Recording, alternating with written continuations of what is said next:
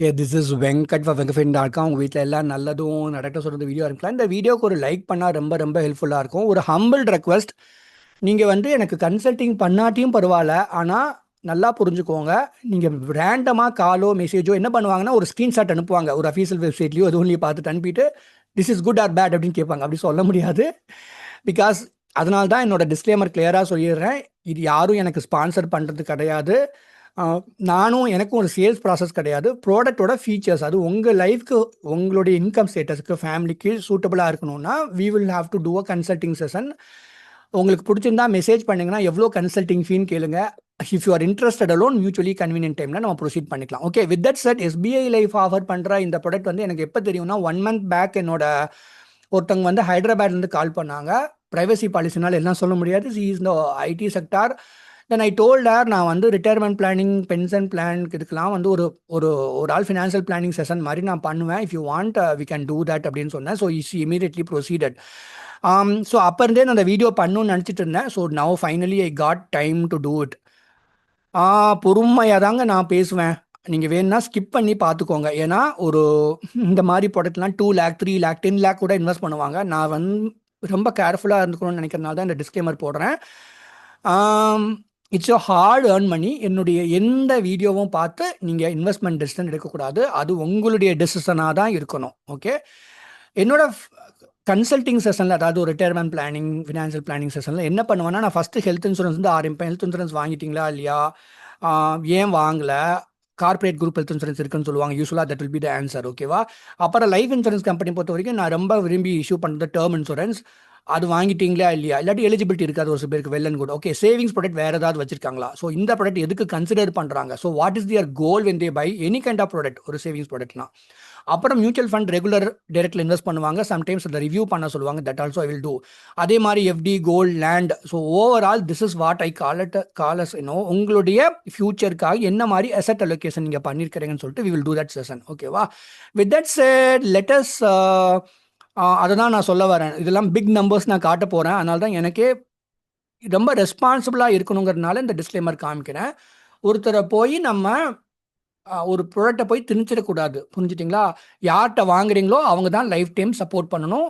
இது எல்லா வீடியோக்கும் இந்த டிஸ்க்ளைமர் நான் காமிப்பேன். Thank you guys for your kindness and support. Okay, ரொம்ப அழகான கிராண்ட் ஃபாதர், கிராண்ட் டாட்டர், அம்மா அப்பாக்கான ஒரு ப்ரௌசர் இது. ஸ்மார்ட் லைஃப் டைம் சேவர் பிளான். ஓகேவா. ஓகே, லைஃப் இன்சூரன்ஸ் கம்பெனியில், ஹெல்த் இன்சூரன்ஸ் கம்பெனியில் பார்த்தோன்னா ஹெல்த் ஸ்டேட்டஸ் ரொம்ப முக்கியமாக இருக்க வேண்டியது. பார்த்தோன்னா ஒரு டேர்ம் பிளான், ஹெல்த் இன்சூரன்ஸ் வாங்கும்போது ஒரு டேர்ம் பிளான் இருக்குது. ஹெல்த் ஸ்டேட்டஸ் முக்கியம். இந்த மாதிரி சேவிங்ஸ் பண்ணிக்கலாம். ஹெல்த் ஸ்டேட்டஸ் ரொம்ப முக்கியம் கிடையாது. ஓரளவுக்கு ஓகேவான ஹெல்த் இருந்தால் கொடுத்துருவாங்க. பட் இதில் எமோஷனல் செல்லிங் இருக்கும். சில்ட்ரனுக்காக ஏதாவது பண்ணலையா, இல்லாட்டி நீங்கள் pension plan, now you're earning, in ஃபியூச்சருக்காக ஏதாவது பண்ணணும். So this is what I call as emotional selling. So அதுக்குள்ளே ஃபிட் ஆகிற ப்ராடக்ட் தான் இந்த ப்ராடக்ட். ஓகேவா. ஸோ இட்ஸ் அ பார்ட்டிசிபேட்டிங் பிளான்னு சொல்லுவாங்க. அதாவது எஸ்பிஐ லைஃப் வருஷம் வருஷம் ஒரு போனஸ் அறிவிப்பாங்க பேஸ்ட் ஆன் தியர் ப்ராஃபிட்டபிலிட்டி. அந்த போனஸ்க்கு ஏற்ற மாதிரி தான் இந்த ப்ராடக்ட்ல ஒரு காம்பனண்ட் உங்களுக்கு பெனிஃபிட்டாக ஆட் ஆகும். So this is actually called whole life insurance plan also. அதாவது 100 வயசு வரைக்கும் உங்களுக்கு இதில் லைஃப் கவர் கிடைக்கும். அதாவது ஒரு டெத் பெனிஃபிட்னு சொல்லுவாங்க இல்லையா, மெச்சூரிட்டின்னு சொல்லுவாங்க, டெத் பெனிஃபிட்னு சொல்லுவாங்க. இது 100 வயசு வரைக்கும் இருக்கும். So it is a whole life plan basically. So other features பார்த்தீங்கன்னா கேரண்டீடு சர்வைவல் இன்கம். அதாவது நீங்கள் 12 இயர்ஸ் ப்ரீமியம் பே பண்ணுறீங்க, 15 இயர்ஸ் பே பண்ணுறீங்கன்னா அதுக்கப்புறம் வருஷம் வருஷம் அந்த சர்வைவல் பெனிஃபிட் உங்களுக்கு கேரண்டடாக கிடைக்கும்னு சொல்கிறாங்க. So that is what they call as guaranteed survival benefit. இன்னொரு காம்பனண்ட் இருக்குது. நான் சொன்னேன் இல்லையா, போனஸ் அறிவிப்பாங்க. அதுலேருந்து உங்களுக்கு வருஷம் வருஷம் ஒரு போனஸ் ஆட் பண்ணுவாங்க. அதுவும் சர்வைவல் இன்கம்ல ஆட் ஆகும். ஆனால் அது நான் கேரண்டின்னு சொல்லுவாங்க. இதில் ரொம்ப அழகாக டிஸ்க்ளைம் ப்ரோஸில் போட்டுங்க பாருங்க. இஃப் டிக்ளேர்டு, ஏன்னா ஒரு life insurance company if it is not எந்த கம்பெனியாக இருந்தாலும் if they are not making good profit that year, there are chances. இந்த மாதிரி ஆனது கிடையாது. There are chances they may not declare a cash bonus also. அதையும் புரிஞ்சுக்கோங்க. அதனால் அதெல்லாம் ரொம்ப அழகாக டேர்ம்ஸ் அண்ட் கண்டிஷன்ஸ் ப்ரோசர்லாம் போடுறாங்க. ஓகேவா. நம்ம தான் போய் பார்த்துக்கணும். ஸோ இஃப் தே டிக்ளேர், அந்த போனஸ் வச்சுட்டு 7th பாலிசி இயர்லேருந்து உங்களுக்கு ஒரு நான் கேரண்டீட் சர்வேல் இன்கம் வந்துட்டு உங்களுக்கு கிடைச்சிடும் சொல்கிறாங்க. ஓகேவா? ஸோ இதில் limited premium term for example 10 பே 12 பே 15 பே அந்த மாதிரி நீங்கள் ப்ரீமியம் பே பண்ணிக்கலாம். மெச்சூரிட்டி பெனிஃபிட் நான் முன்னாடியே சொன்ன மாதிரி 100வது வருஷம் ஒருத்தர் இருந்தார்னா அப்போ மெச்சூரிட்டி கிடச்சிடும். இல்லாட்டி வென்எவர் தேர் நோ மோர் அப்போ மெச்சூரிட்டி கிடச்சிட போகுது. ஸோ மெச்சூரிட்டி பெனிஃபிட்ஸ் ஆல்சோ தேர். இதில் வந்து ஓகே லைஃப் இன்சூரன்ஸ் கம்பெனியில் சேவிங்ஸ் ப்ராடக்ட் நம்ம வாங்கினாலும் ஒரு பர்டிகுலர் சம் அஷ்யூர்ட் மல்டிபிள்னு சொல்லுவாங்க. அதாவது ப்ரீமியம் மல்டிபிளில் உங்களுக்கு ஒரு லைஃப் கவர் கிடைக்கும். அது போக 2 ரைடருக்கு தேவைப்பட்டால் அது எக்ஸ்ட்ராவாக பே பண்ணி வாங்கிக்கலாம்னு சொல்கிறாங்க. ஓகே இல்லஸ்ட்ரேஷன் நான் முன்னாடியே சொன்ன மாதிரி வீடியோவை பார்த்துட்டு எதையும் வாங்கக்கூடாது. ஏன் அப்படி சொல்கிறேன்னா எகெயின் ஒரு 2 ரீசன். ஒன்று வந்துட்டு பீப்புள் அவங்க ஏதோ டக்குன்னு போய் இன்வெஸ்ட் பண்ணுவாங்க. இப்போ எங்கிட்ட வந்துட்டு ஒரு ப்ராடக்ட் ஏதோ ஒரு கம்பெனி லைஃப் இன்சூரன்ஸ் கம்பெனியில் நான் 4 லட்சம் இன்வெஸ்ட் பண்ண போகிறேன் 2 லட்சம் இன்வெஸ்ட் பண்ண போகிறேன் அப்படின்னு சொல்லிட்டு கேட்பாங்க. தென் ஐ வில் டெல் தம் ஒரு ப்ராப்பரான கன்சல்டிங் செஷன் பண்ணிங்கன்னா நம்ம பேசிக்கலாம்னு சொல்லுவேன். But they want yes or no answer. அப்படி பேசவே முடியாது. I am not ChatGPT for that. Okay with that said இது வந்து ஒரு எக்ஸாம்பிள் காட்டுறாங்க.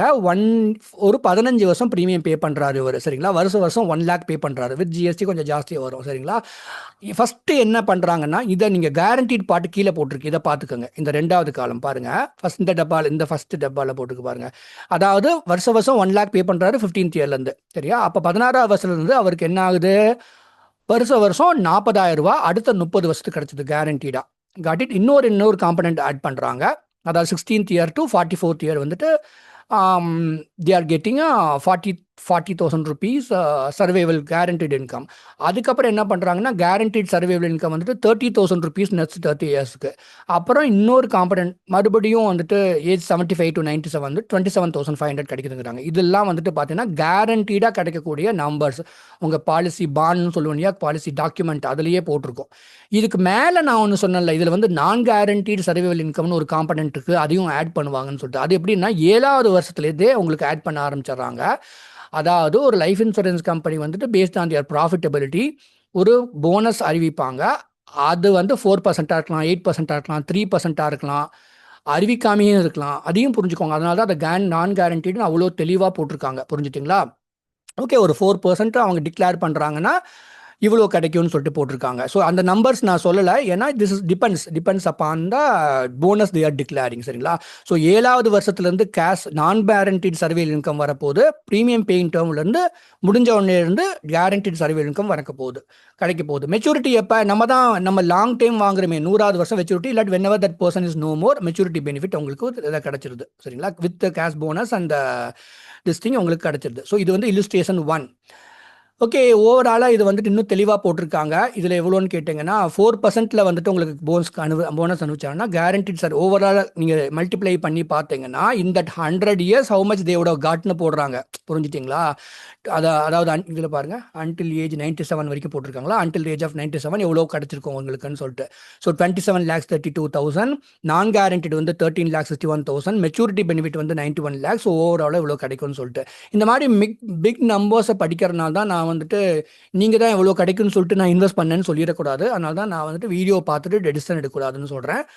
Because whenever you do something on video, யார் பார்ப்பாங்க, என்ன சூழ்நிலையில் இருக்கிறாங்க, அவங்க மைண்ட் செட் என்ன, எதுக்கான இன்கம் ஸ்டேட்டஸ் அது நமக்கு தெரியாது. அதனால நம்ம ரேண்டமாக ஒன்று அடிச்சு விடக்கூடாது. எகெயின் அவங்க சூழ்நிலை என்னன்னு நமக்கு தெரியாது இல்லையா? அதனால ஓகே இல்லுஸ்ட்ரேஷன் 2 இதே ஃபார் எக்ஸாம்பிள் என்ஆர்ஐலாம் என்கிட்ட ஆல்ரெடி கன்சல்டிங் ரிட்டையர்மெண்ட் பிளானிங் பண்ணவங்க, இல்லாட்டி ஒரு 20s 30s இருக்கும் கூட மியூச்சுவல் ஃபண்ட் போர்ட்ஃபோலியோ ரிவ்யூ பண்ணுவாங்க. அவங்க எல்லாமே இந்த மாதிரி ப்ராடக்ட்லாம் வந்துட்டு சம்டைம்ஸ் நான் வந்து இன்வெஸ்ட் பண்ணியிருக்கிறேன், 2 years முன்னாடி இன்வெஸ்ட் பண்ணேன், பேங்க்கில் சொன்னாங்க, நானாக ஆன்லைனில் ரிசர்ச் பண்ணேன் அப்படின்னு சொல்லுவாங்க. வித் தட் செட் இவங்க வந்து 3 lakh per year இன்வெஸ்ட் பண்ணுறீங்க. இவர் 15 வருஷம் 3 lakh இன்வெஸ்ட் பண்ணுறாங்க. ஸோ ஓவராலாக 45 லட்சம் ப்ரீமியம் பே பண்ணியிருக்கிறார் அவர். இதுலேயும் கேஷ் போனஸ் பாருங்கள், 7வது வருஷத்துலேருந்து என்ன ஆகுது, கேஷ் போனஸ் அறிவிக்கிறாங்க. அது வந்துட்டு 7th yearலேருந்து அடுத்த 38 வருஷத்துக்கு வருதுன்னு சொல்லிட்டு மேலே போட்டிருக்காங்க. கேரண்டீட் சர்வைவல் இன்கம் வந்துட்டு ப்ரீமியம் பேயிங் டேர்ம் முடிஞ்சதுலேருந்து அடுத்த 30 வருஷத்துக்கு அப்புறம் டில் மெச்சூரிட்டி வந்துட்டு ஒரு அமௌண்ட் வருதுன்னு சொல்கிறாங்க. ஸோ மெச்சூரிட்டி அப்போ இந்த for example that person is no more at the age of 55. சரிங்களா? சின்ன வயசுலேயே வாங்குறாங்க, அவங்களுக்கு அவங்க குழந்தைக்காக இன்வெஸ்ட் பண்ணுறாங்க.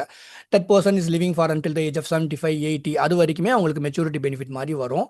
அப்புறம் when that person is not there அவங்க நாமினிக்கு வந்துட்டு that income will go. ஓகேவா? So this is another way to understand this product. But this again shows very big numbers. So நீ வேணால் ஃப்ரீஸ் பண்ணி பார்த்துக்கோங்க. I don't even want to go through this. That is it.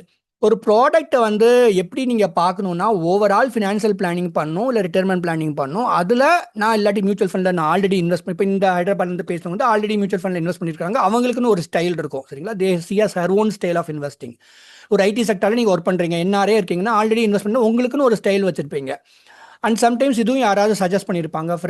அப்போ எனக்கு ரொம்ப பெயின்ஃபுல்லாக இருக்கிறதுனா அன்னைக்கு வந்துட்டு I think is from Chidambaram something NRIs நிறைய பேர் கன்சல்டிங் பண்ணுவாங்க across India, across mean Tamil Nadu.